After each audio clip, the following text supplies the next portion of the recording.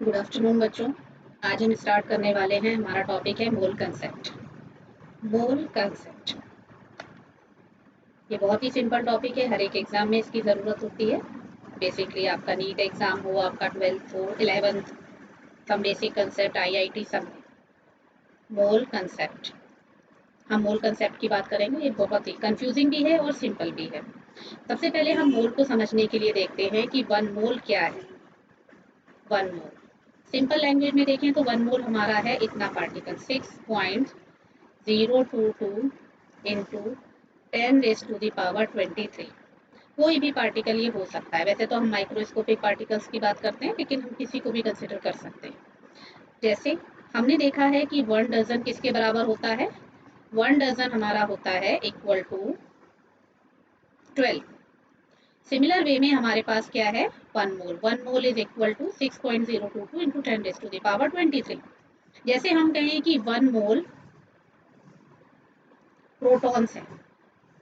अगर one mole protons आपसे पूछा जाए तो वन मोल प्रोटॉन्स क्या है। वन मोल प्रोटॉन्स का मतलब है कि आपके पास 6.022 इंटू 10⁻23 प्रोटॉन्स है। ठीक है। अगर हम कहें कि 1 डजन प्रोटॉन, तो 1 डजन प्रोटॉन्स का मतलब है कि आपके पास कितने प्रोटॉन्स हैं। आपके पास प्रोटॉन्स हैं 12। ठीक है। तो जैसे 12 एक 1 डजन इज इक्वल टू 12 होता है, ऐसे ही one mole equal to 6.022 into 10⁻23 होता है। तो अगर हम इसमें आगे बढ़ें, अब मोल की ज़रूरत क्यों है, क्योंकि माइक्रोस्कोपिक में हमारे पास एक दो पार्टिकल तो होते नहीं है ना। हमारे पास बहुत सारे पार्टिकल्स होते हैं, तो उन बहुत सारे पार्टिकल्स को कैलकुलेट करने के लिए एक यूनिट चाहिए जो है मोल। अब मोल को अगर हम देखें तो मोल क्या है। Mole is the SI unit, SI unit of substance. Mole substance की एसआई यूनिट है। Mole is the SI unit of substance. ठीक है। तो वन मोल किसके बराबर होता है। वन मोल हमारा होता है equal to molar mass. One mole किसके बराबर होता है, molar mass of the substance. और किसके बराबर होता है, it is equal to molar volume of the substance and it is equal to molar particles. Molar particles हम अभी ऑलरेडी डिस्कस कर चुके हैं। मोलर पार्टिकल्स का मतलब हो गया कितने पार्टिकल्स हैं, 6.022 इंटू 10⁻23 पार्टिकल्स। ठीक है।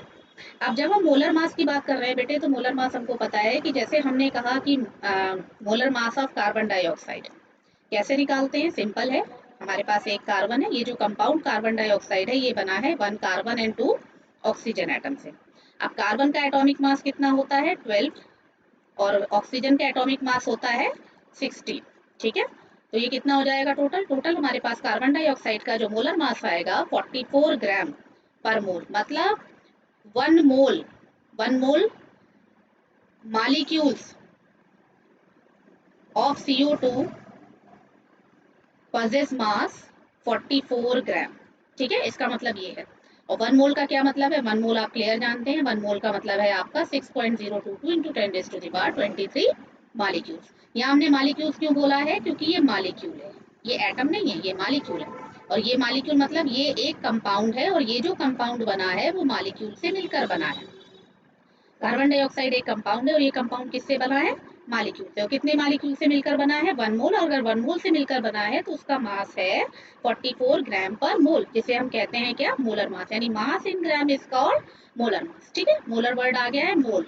ये मोल वर्ड बताता है कि ये इसके बराबर है। ठीक है। 6.022 इंटू 10⁻23। अब इसके बाद हम डिस्कस करेंगे कि इसका फॉर्मूला कैसा है और हमें इसके न्यूमेरिकल्स को कैसे सॉल्व करना है। अगर कोई भी न्यूमेरिकल आपका आईआईटी या 11th में कोई भी आता है या नीट में, तो आपको कैसे सॉल्व करना है।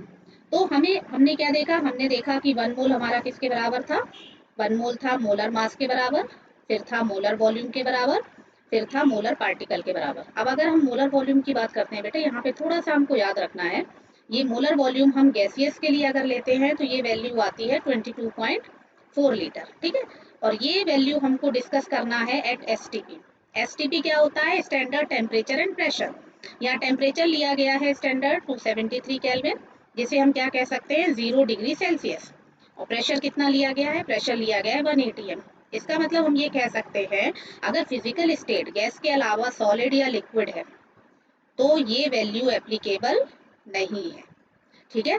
और अगर आपका टेम्परेचर इससे वेरी करता है तो भी ये वैल्यू एप्लीकेबल नहीं है। मतलब इस वैल्यू को 1 मोल के इक्वल रखने के लिए जो फिजिकल स्टेट है सब्सटेंस की वो गैसियस होना चाहिए, और उसके लिए टेम्परेचर और प्रेशर ये होना चाहिए। अगर ये चीज़ें वेरी करती हैं तो आप इसको 22.4 नहीं ले सकते।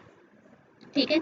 मोलर पार्टिकल आप जानते हैं, मोलर पार्टिकल का मतलब हो गया कि 6.022 इंटू 10⁻23। ठीक है, इतना हो गया।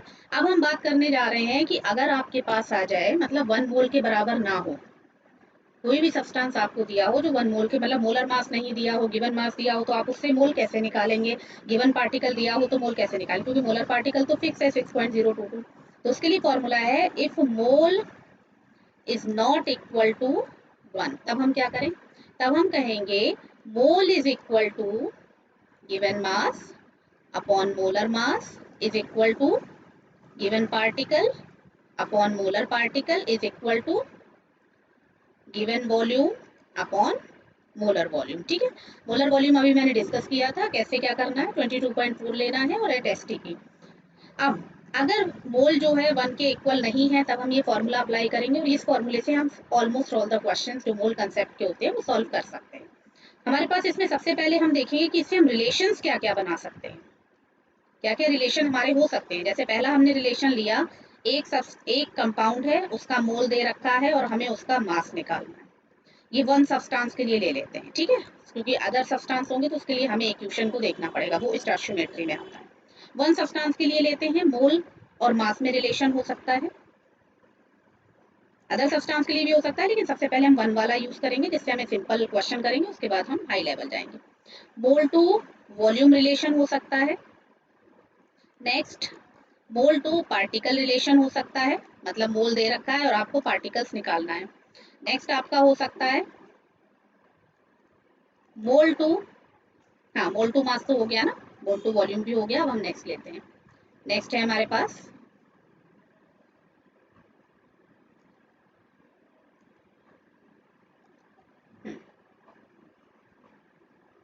नेक्स्ट हम ले रहे हैं अदर रिलेशंस। अदर रिलेशन में हमारे पास आ जाएगा, जैसे हम ले लेते हैं मास टू वॉल्यूम, फिर ले लेते हैं मास टू पार्टिकल्स। अगर कुछ और भी रह गया है तो आप बना सकते हैं, जनरली हम इनकी ही बात करते हैं। ठीक है। अब अब हम इस पे हमने ये, तुम आपको याद रखना है कि ये इक्वल टू है, मतलब 1 मोल। अगर मोल 1 के बराबर नहीं है तो फॉर्मूला ये आएगा, और ये वैल्यूज एक दूसरे के इक्वल है। इक्वल का मतलब हम इनको कैसे यूज करेंगे देखते हैं। चलो अब हम यहाँ पे एक क्वेश्चन डिस्कस कर लेते हैं इसी फॉर्मूले को देखते हुए। जैसे क्वेश्चन बोला गया है, find the mass of 2 atoms of C12। Find the mass of 2 atoms of C12, ये क्वेश्चन है हमारे पास। तो इसमें सबसे पहले हम देखेंगे कि find the mass. Find the mass मतलब ये मोलर मास नहीं लिखा है, इसका मतलब ये आपका गिवन मास है। ठीक है। 2 एटम्स मतलब हो गया कि आपके ये नंबर ऑफ पार्टिकल्स हैं। तो इस क्वेश्चन में वन सब्सटेंस है, वन सब्सटेंस है, और वो सब्सटेंस क्या है हमारे पास? कार्बन। मतलब कार्बन के ही मास के बारे में बात हो रही है और कार्बन के ही पार्टिकल्स पूछा जा रहा है। तो हम क्या करेंगे, वन सब्सटेंस है तो हम कैसे करेंगे? सबसे पहले रिलेशन देखते हैं। रिलेशन क्या है? मास टू पार्टिकल्स। क्या है रिलेशन? मास टू पार्टिकल्स। अब मास के लिए देखो हम क्या करेंगे, ये पूरा फॉर्मूला है इक्वल टू लगा हुआ है, तो जिसकी हमें जरूरत है हम वही लेंगे। हमें मास से मतलब है और पार्टिकल से मतलब है। देखो सीधी बात है, अगर हम अभी हमें हमारा जो डिस्कशन चल रहा है मेरे और आपके बीच में है, अभी किसी और से हमको कोई मतलब नहीं है, तो इसका मतलब हम दोनों ही मिलके किसी भी सॉल्यूशन को लेके आएंगे। तो इसका मतलब हम केवल इन दोनों को देखेंगे। अब हमें इससे और इससे कोई मतलब नहीं है। तो मास के लिए हमारे पास फॉर्मूला क्या है? वन सब्सटेंस है तो गिवन मास अपॉन मोलर मास, और हमने क्या लिया? Given particle upon molar particle. ठीक है। अब हमने गिवन मास जो लिया है, गिवन मास हमको निकालना है, क्योंकि मास पूछा है वही गिवन मास है बेटा। मोलर मास कितना होता है कार्बन का? दे रखा है 12। गिवन पार्टिकल कितने दे रखे हैं? कितने एटम के लिए पूछा है? 2 एटम। तो मोलर पार्टिकल आपको पता है बहुत अच्छे से कितना होता है? 6.022 बेटा। मोलर, मोलर का मतलब होता है मोल। मोल का मतलब 6.022 इंटू 10⁻23। जैसे डजन होता है वैसे ही मोलर होता है। अब हम गिवन मास निकालते हैं। गिवन मास क्या होगा? 2 इंटू 12। अब हम इसको यहाँ ले जाएंगे ना, यहाँ पे ले जाके हम इसको मल्टीप्लाई करेंगे क्योंकि इक्वल टू का साइन है। तो 6.022 इंटू 10⁻⁻23। एक चीज याद रखना, अगर कोई नीट का बच्चा है तो ये वाली वैल्यू आप अवॉइड कर सकते हैं, ठीक है। 0.022 को आप अवॉइड कर सकते हैं। क्यों अवॉइड कर सकते हैं? क्योंकि जो आपकी वैल्यूज नीट में जो क्वेश्चन आते हैं वो उनके आंसर्स काफी दूर दूर होते हैं, तो आप इस वैल्यू को इजीली अवॉइड करेंगे, आपका आंसर आ जाएगा। सिंपल 6 को लेके आप क्वेश्चन कीजिए, ठीक है। 6 2 जा 12। IIT वालों को इसमें प्रॉब्लम नहीं आएगी कैलकुलेशन में। 6 2 जा 12 हो गया, 2 2 जा 4, तो कितना आएगा इसका आंसर? Around 4 into 10⁻⁻23। ठीक है, इसका जो आंसर आएगा वो आपका कितना आ गया? आंसर है आपका 2 2 जा 4 इंटू 10⁻⁻23 ग्राम। ठीक है, वैल्यू कैसे रखनी है, क्या रखनी है, आप यूनिट डाल के यूनिट कैंसिल आउट कर सकते हैं, अभी मैंने सिंपल बताया है। ठीक है, ये तो हमारा एक क्वेश्चन हो गया जिसमें हमने क्या रिलेशन देखा था। हमारा इसमें रिलेशन था, किसका रिलेशन था? हमारा रिलेशन था मास टू पार्टिकल। चलो एक और क्वेश्चन डिस्कस करते हैं। नेक्स्ट क्वेश्चन में इतनी बात आप समझ गए कि हमको क्या लेना है। नेक्स्ट क्वेश्चन है हमारे पास, सपोज हम निकालते हैं find volume of carbon dioxide present in 3.011 into 10⁻23 molecules of CO2. Means find the volume of CO2 present in 3.011 10⁻23 molecules of CO2। और इसके साथ में आपको ये 100% मिलेगा एट STP। ठीक है, अगर ये नहीं है तो उसके लिए अदर फॉर्मूला लगता है, लेकिन सिंपल उसमें आपको STP मिलेगा। अगर STP दे दिया तो आप सीधा जो मोलर वाला फॉर्मूला था हम उसको ले सकते हैं। अब यहाँ पे सबसे पहले हम देखते हैं कि रिलेशन क्या है, क्या रिलेशन है और कितने सब्सटेंस है। हमारे पास केवल एक ही सब्सटेंस के बारे में बात हो रही है, यानी वन सब्सटेंस, और रिलेशन क्या है वो निकालते हैं। रिलेशन है इसमें हमारे पास वॉल्यूम टू पार्टिकल। देखो ध्यान से देखो आप लोग, क्या रिलेशन है इस क्वेश्चन में? वॉल्यूम पूछा है और पार्टिकल हमको दे रखा है। ये molecules, atoms, ions, electron, proton, ये सब आपके पार्टिकल कहलाते हैं, ठीक है, क्योंकि ये नंबर है। अब आपने क्या किया, वॉल्यूम के लिए फॉर्मूला क्या था, अब आप इसको इक्वेट करेंगे, आपको किसी और चीज से कोई मतलब नहीं है उस फॉर्मूले में। Given volume upon molar volume is equal to given particle upon molar particle. तो आपने क्या किया, गिवन वॉल्यूम आपको निकालना है। देखो फाइंड द वॉल्यूम मतलब जो भी चीज निकालनी होती है बच्चे, वो सब आपका गिवन, मतलब आपको वो गिवन होना चाहिए था, नहीं गिवन है तो आप उसको निकालिए। आपने क्या किया, गिवन वॉल्यूम आपको निकालना है, सॉरी ये वॉल्यूम होगा आपका, ठीक है। चलो पेन चेंज कर लेते हैं। Given volume upon molar volume, molar volume आप रख दीजिए।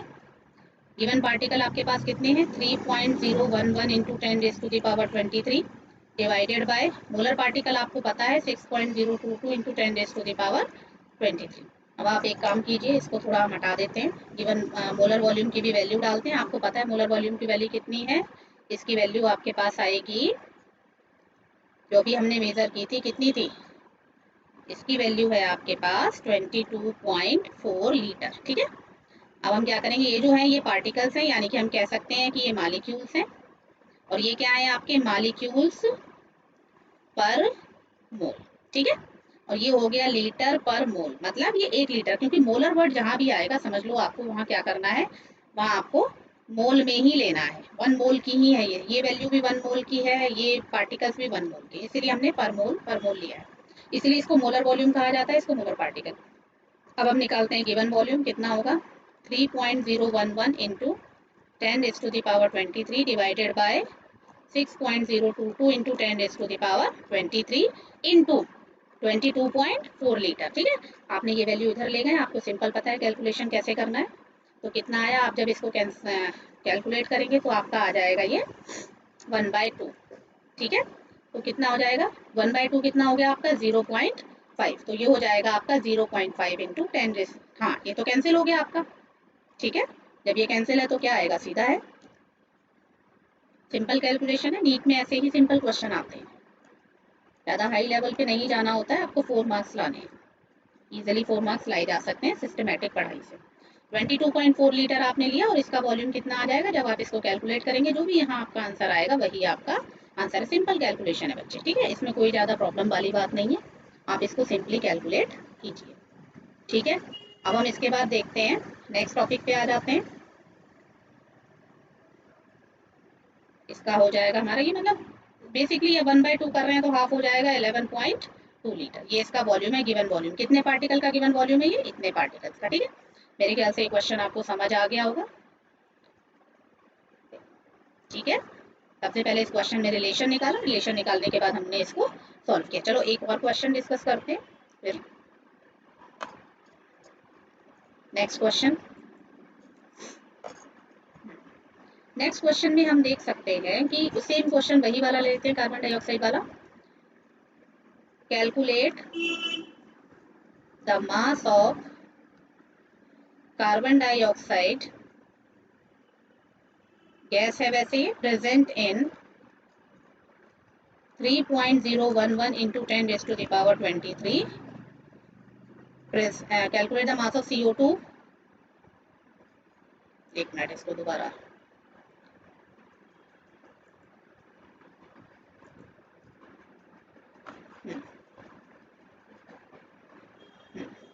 calculate the mass of CO2